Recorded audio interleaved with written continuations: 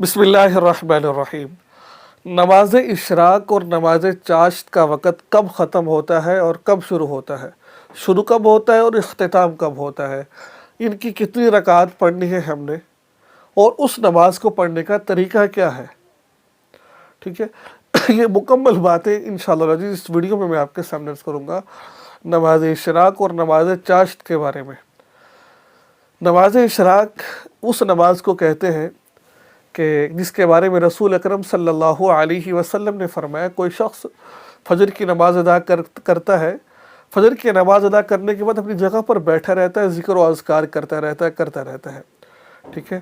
اس کے بعد جب ذکر و اذکار کرے اور سورج نکل آتا ہے، اور سورج نکل آنے کے کم سے کم 10 منٹ، بعض کہتے ہیں 15 منٹ، بعض کہتے ہیں 20 منٹ، لیکن احتیاط کا پہلو یہی ہے کہ 15 منٹ 20 منٹ بعد، اگر کہیں جلدی ہے تو 10 منٹ بعد پڑھ لیجئے، سورج نکلنے کے 10 منٹ بعد، نہیں تو احتیاطاً 15، یہ اعتدال ہے۔ اور مولانا زکریا صاحب فرماتے ہیں، جو خلاصہ عرض کر رہا ہوں، کہ 20 منٹ بعد ادا کرے، اس سے پہلے نہ ادا کرے، لیکن احتیاط کا پہلو یہ ہے کہ 10 اور 20 کے درمیان، یعنی کہ 10 منٹ کے بعد ادا نہ کرے، اگر وقت ہے تو 15 منٹ تک رک جائے، زیادہ ہے تو پھر 20 منٹ تک احتیاط ہے اس کے اندر، اگر کوئی کر لے گا تو اس کی ادا ہو جائے گی 10 منٹ بعد، سورج نکلنے کے 10 منٹ بعد یا 15 منٹ بعد، 10 منٹ بعد جلدی ہو اس وقت، نہیں تو 15 یا 20 منٹ بعد انتظار کرنے کے بعد آپ اشراق کی نماز پڑھ سکتے ہیں۔ فرمایا اس کو ایک کامل حج اور عمرے کا ثواب ملے گا جس نے یہ نماز ادا کی۔ اس کی 2 رکعات ہے، اس کی 2 رکعات آپ پڑھیں گے آپ، ٹھیک ہے۔ اور کب تک پڑھ سکتے ہیں؟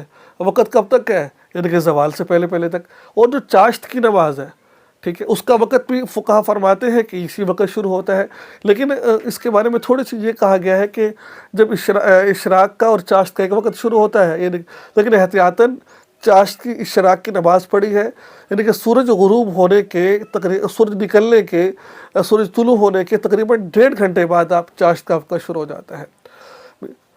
کچھ کہتے ہیں کہ دونوں اکٹھے پڑھ سکتے ہیں، کچھ کہتے ہیں 1.5 گھنٹے بعد پڑھیں، لیکن احتیاط اسی کے اندر ہے کہ جب آپ نے اشراق کی نماز پڑھی ہے، اشراق کی نماز جیسے کہ سورج نکلا ہے، 20 منٹ بعد آپ نے پڑھ لی ہے اشراق کی نماز، اب جب سورج نکلا ہے، طلوع ہوا ہے، اس کے 1.5 گھنٹے بعد آپ چاشت کی نماز پڑھ سکتے ہیں۔ وقت دونوں کا ختم اکٹھا ہوتا ہے، اگر کہیں جانا ہے تو آپ اکٹھی بھی نماز پڑھ سکتے ہیں، چاشت اور اشراق کی۔ اب اس کی جو نماز ہے،